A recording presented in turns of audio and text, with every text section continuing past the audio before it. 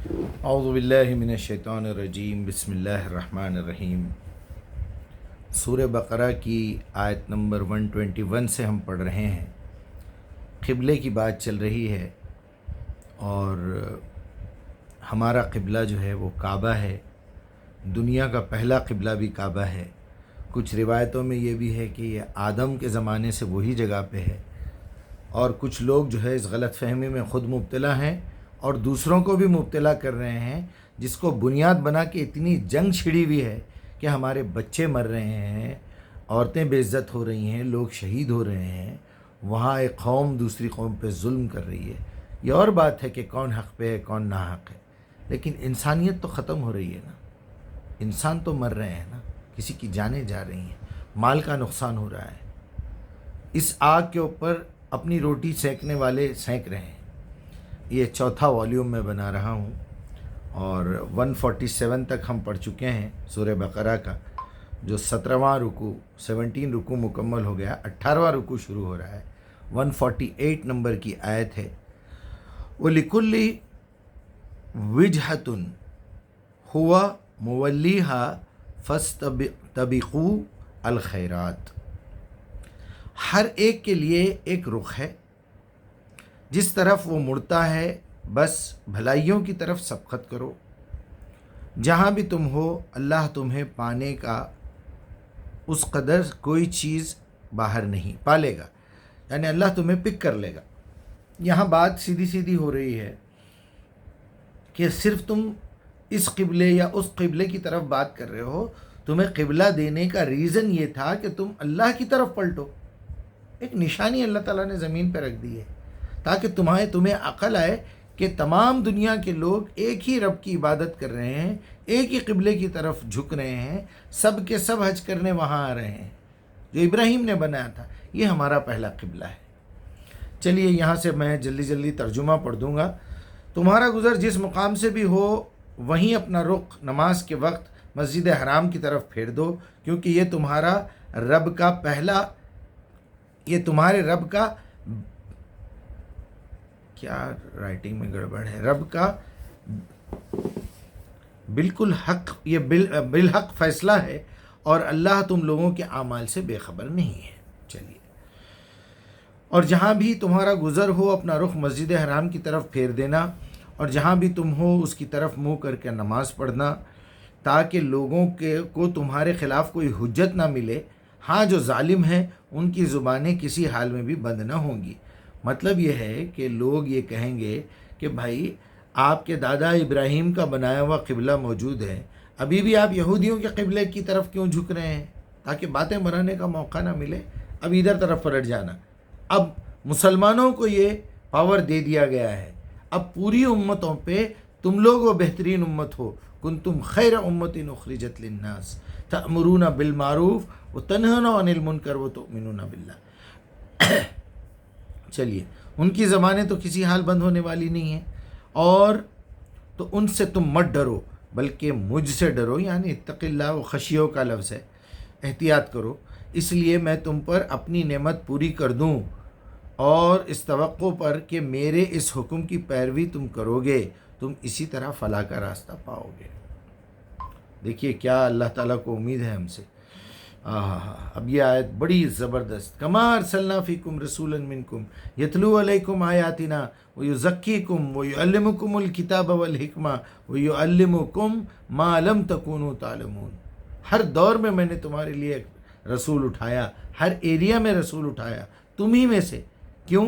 کیونکہ وہ میری آیات تم کو پڑھ کے سنائے، اور یتلو علیکم، سمجھائے بھی، یتلو ہے، اقرا علیکم نہیں ہے، قرأ علیکم نہیں ہے، آیاتنا و یزکیکم، اور اس کے ذریعے سے تمہارا تزکیہ کرے، پیوریفیکیشن کرے، اور وہ باتیں سکھائے جو تمہیں نہیں معلوم تھی، اور حکمت سکھائے، اور کتاب کا علم دے، اور وہ باتیں سکھائے جو تم نہیں جانتے تھے۔ اب یہاں یہ رکوع بھی ختم ہو رہا ہے، 18واں، فاذکرونی اذکرکم واشکروا لی ولا تکفروا۔ اب ان تمام نعمتوں کا شکریہ ادا کرو، اس کا مطلب یہ ہے کہ اس کتاب پہ عمل کرو، ولا تکفروا، اس کے کافر نہ بن جاؤ۔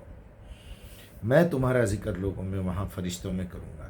اب یہ بڑا زبردست رکوع ہے، یہ پڑھ کے میں اس بات کو ختم کروں گا۔ یا ایھا الذین آمنوا استعینوا بالصبر والصلاۃ ان اللہ مع الصابرین۔ مجھ سے بھیک مت مانگو۔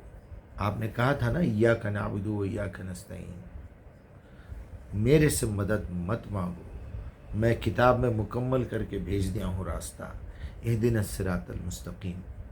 اب اس قرآن کو پڑھنے کے بعد اس کا کوئی لفظ نہ سمجھ میں آئے، قرآن مکمل ہے، مکمل دین قرآن کے اندر موجود ہے اور کسی کتاب کی ضرورت نہیں ہے۔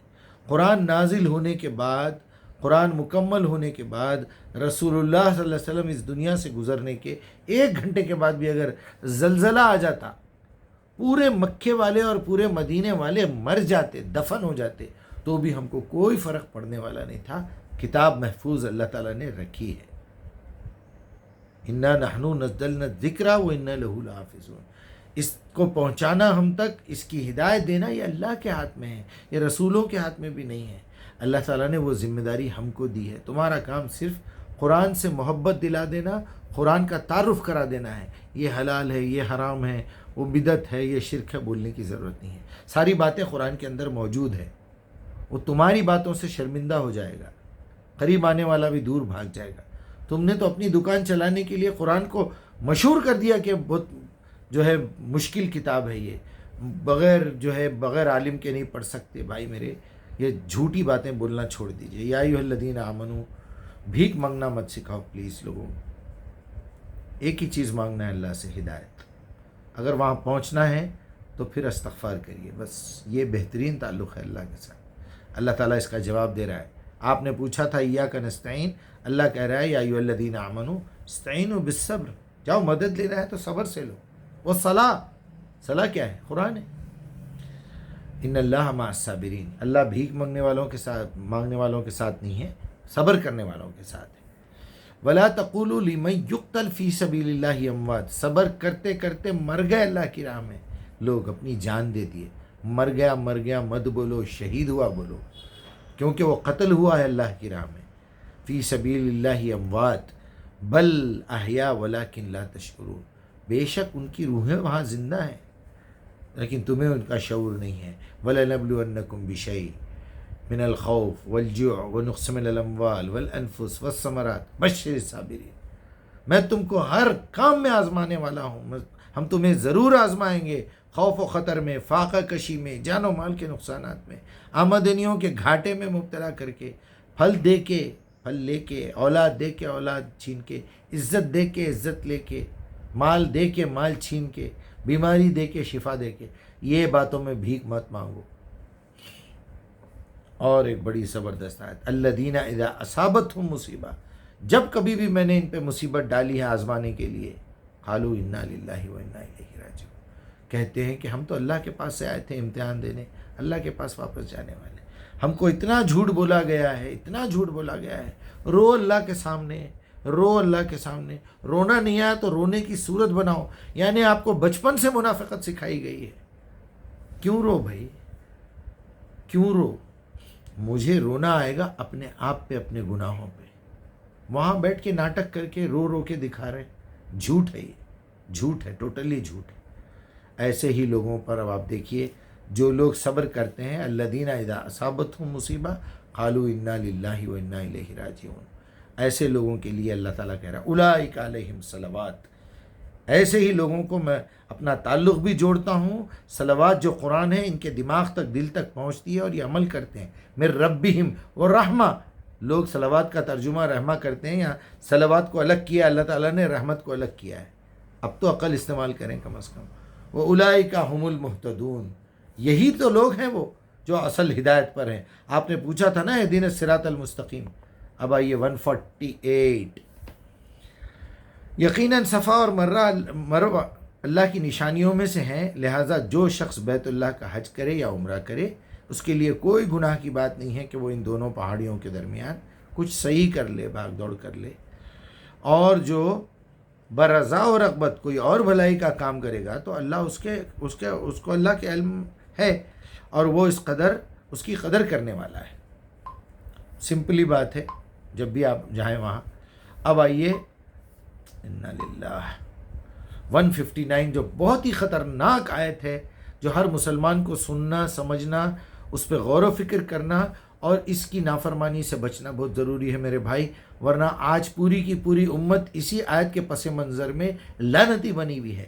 ان الذین یکتمون ما انزلنا من البینات والہدی، جو لوگ اللہ کی طرف سے نازل کی گئی کھلی کھلی باتیں اور ہدایت من بعد ما بینا للناس فی الکتاب، جبکہ اللہ تعالیٰ نے تمام انسانوں کے لیے وضاحت کے ساتھ اس ہدایت کو بھیجا تھا، تمام انسانوں کے لیے فی الکتاب، کتاب میں لکھ کے بھیجا تھا، اولئک یلعنہم اللہ، ایسے ہی لوگوں پر اللہ کی لعنت ہے، ویلعنہم اللاعنون، اور تمام لعنت کرنے والوں کی لعنت ہے۔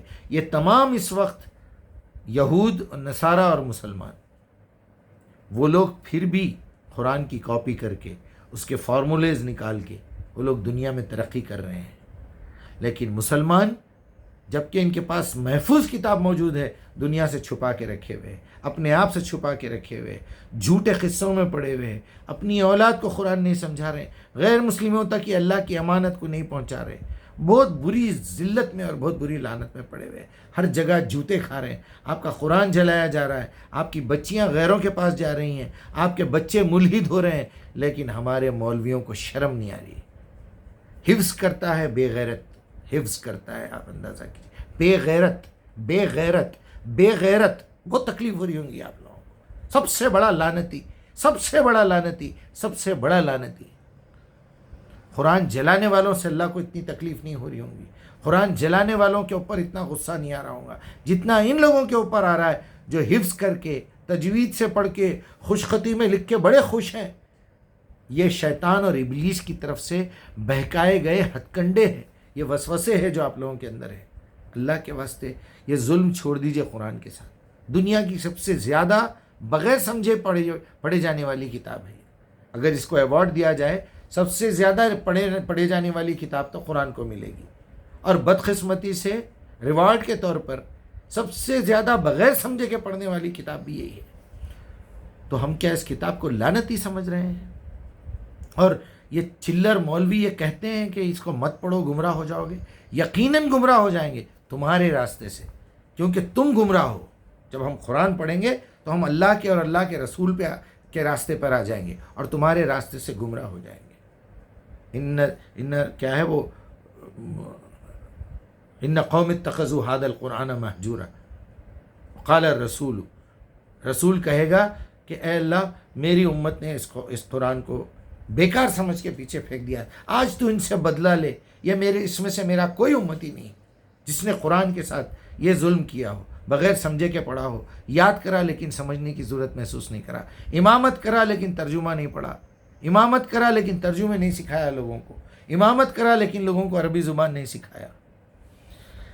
اللہ معاف کرے۔ 160 پڑھ کے میں بات کو ختم کرتا ہوں، یا ایک دو آیتیں اور ہیں۔ ان الذین تابوا واصلحوا، اب میری بات سن کے توبہ کر لیجئے، اصلاح فرمائیے اپنی، فاولئک اتوب الیہم وانا تواب الرحیم، البتہ جو لوگ اس حرکتوں سے باز آ جائیں اور اپنے طرز عمل کو درست کر لیں اور جو کچھ چھپاتے ہیں ان کو بیان کرنا شروع کر دیں تو اللہ معاف کر دے گا، وہ بڑا درگزر فرمانے والا رحیم ہے۔ ان الذین کفروا، اتنا سمجھانے کے باوجود بھی اگر وہی ذلیل حرکتیں کرتے رہے، وہ ماتو، اور اسی حالت میں لعنتی موت مر گئے تم، وہم کفار، تم ہی کفار ہو، اولئک علیہم لعنت اللہ علیہم وملائکتہ والناس اجمعین، اللہ کی لعنت، فرشتوں کی لعنت، تمام انسانوں کی لعنت ہے تم پر۔ اتنا سمجھانے کے بعد بھی نہیں سمجھے۔ خالدین فیہا، تم ہمیشہ جہنم میں رہو گے، انشاءاللہ تم جہنم میں رہو۔ لا یخفف عنہم العذاب، خفیف بھی نہیں کرے گا اللہ، عذاب کو ہلکا بھی نہیں کرے گا۔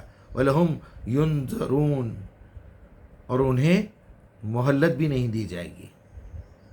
وَلَا هُمْ يُنذَرُونَ۔ وَإِلَٰهُكُمْ إِلَٰهٌ وَاحِدٌ، آخری آیت ہے اس رکوع کی، 19واں رکوع 163۔ وَإِلَٰهُكُمْ إِلَٰهٌ وَاحِدٌ لَا إِلَٰهَ إِلَّا هُوَ الرحمن الرحیم، تمہارا اللہ، تمہارا معبود تو ایک ہی معبود ہے، اس رحمان اور رحیم کے سوا کوئی خدا نہیں، کوئی معبود نہیں۔ تو تمام باتوں کا کنکلوژن یہی ہے کہ اپنے آپ کو جہنم کی آگ سے بچائیے، قرآن کے ساتھ لاپرواہی مت کیجیے۔ میرے لہجے کا، میری باتوں کا، میرے الفاظ کا برا تو لگے گا، اور برا مانیے، لوگ بولتے برا مت مانیے، لیکن مجھے معاف کر دیجیے، برا مانیے، سیریس لیجیے، ورنہ پھر ایسا بے غیرت کوئی نہیں ہے جو اتنا ذلیل کر کے سمجھانے کے باوجود بھی اس کا ذہن اس طرف جا رہا ہے کہ مجیب صاحب کیا ہیں، مجیب صاحب کی داڑھی نہیں ہے، مجیب صاحب ایک سنگر ہیں۔ مجیب بھائی، جو بات میں پیش کر رہا ہوں یہ کس کتاب کی پیش کر رہا ہوں؟ میں کچھ بھی ہوں، میں کچھ بھی ہوں، میرا کام میں کر رہا ہوں جو دنیا والوں کے لیے اللہ تعالیٰ نے میرے لیے مقرر کیا ہے۔ میری اپنی پرسنل لائف کا جواب دہ میں ہوں۔ آپ کو سننا ہے سنیے، نہیں سننا ہے خدا حافظ، میرا کام میں نے کر دیا ہے۔ قیامت کے دن یہ ویڈیو اور یہ بیان گواہی دے گا کہ اس نے تو اپنا کام کیا، رات دن قرآن کی بات کرتا رہا، لوگوں کو قرآن کی طرف لاتا رہا۔ اللہ آپ کی حفاظت فرمائے۔ السلام علیکم ورحمۃ اللہ۔